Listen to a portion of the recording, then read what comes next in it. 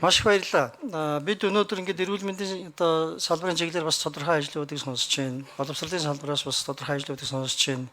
Засгийн газар урдаа тавьсан зорилтуудаа зохих төвшин хэрэгжүүлэхийн тулд бас их шуурхай ажиллаж үр дүнүүд гаргаж байгаа нь бол илэрхийл байна. Мэдээж зорилтууд байгаа. Нийгэм янз янзын одоо шүүмжилж байгаа нөхцөл байдлууд байгаа. Айлч цаг үед айлч нийгэм тодорхой одоо шинэ зорилтууд байдаг. Тэр зорилтуудыг давах чиглэлээр харин шуурхай ажиллаж байгаа нь бол бас иргэдэд мэдээлэл болох ёстой хаа гэж бодож байна. За би бас сандуудаа хэлье. Энэ англи хэлний одоо шинэ сургалт бол 3 дугаар ангиас орох нь бол дэлхийд рүү хойшигдсан зүйл. Бид бол дэлхийдээ ойртохын тулд ямар нэгэн гадаад хэлийг сайн сурсан байх ёстой бол энэ англи хэл гэдгийг бол хуульчилсан. Энтэй холбоотой сургалтууд бас явж байна. Гаднаас багш нар ирж одоо сургалт орж байна. Энэ сайн хэлбэр. Дараагийн нэг хэлбэр байгаа. Бид хиймэл оюун ухаанаар англи хэлний сургалтыг явуулахыг бол чухалчилж байгаа шүү дээ. Энэ одоо бэлэн одоо платформуд байгаа. Энийг ашиглах ёстой. Би бол Монгол хүүхдүүд, Монгол залуучууд бол дор хаяж 2-3 хэл мэддэг байх ёстой гэж боддог хүн.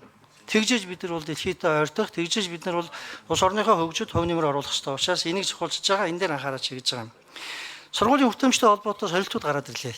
Энэ одоо жишээ нь олон жил ашиглалтанд ордгоо, олон жил дамнуулаа төсвийг одоо ингээд нэмээд яваад идэг.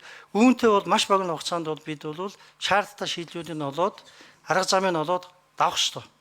Сая одоо чинь сайд бас хэлж байна шүү дээ. Энд бол сүүлдээ бол одоо тал талын одоо шинэ хариуцлахгүй байдал байгаа бол энийг бол бид богино хугацаанд шийдье. Тэр битгий төр хувийн түншлэр цаашдаа бол сургуулиудыг нэг жилд нь бариад ашиглалтанд оруулдаг, зардал нь одоо нэмэгдгүй ийм байдал руу орё гэж байна. Энэ дээр бид бол зоригтой байх ёстой шүү гэж байгаа юм. Үүн дээр бол байнгын орооны гишүүчдэр, их хурлын гишүүчдэр одоо бүрэн дэмжиж ажиллах ёстой.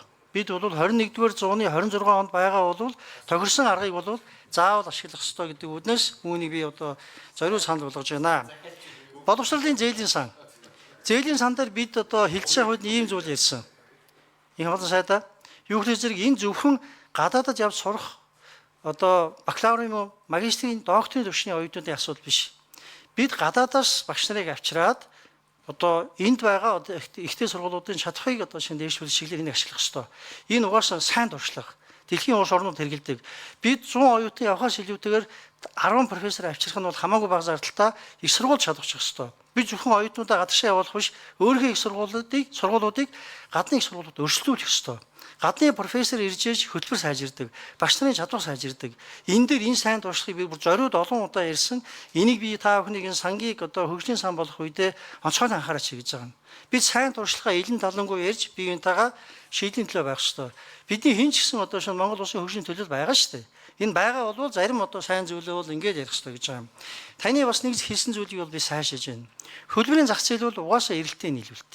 Тэр эрэлт нийлүүлэлтийг зөв тооцох, тэр нь тохирсон бид бол зохицуулт хийх ёстой. Энийг одоо бид шинэ хуулийн ч гэсэн бараг оруулъя гэж ярьж байгаа шүү дээ. Та сая хэлж байгаа нь бол ямаатыг бид шинээр тодорхойлно. Тэрнээс гадна бол хөлбөрийн зах зээл дээр ямар мэргэжлэр, ямар одоо салбарт хичнээн одоо ажилтны шаардлагатай тэр нь тохирсон квот тогтооно л гэж байгаа. Уус тэгэх ёстой.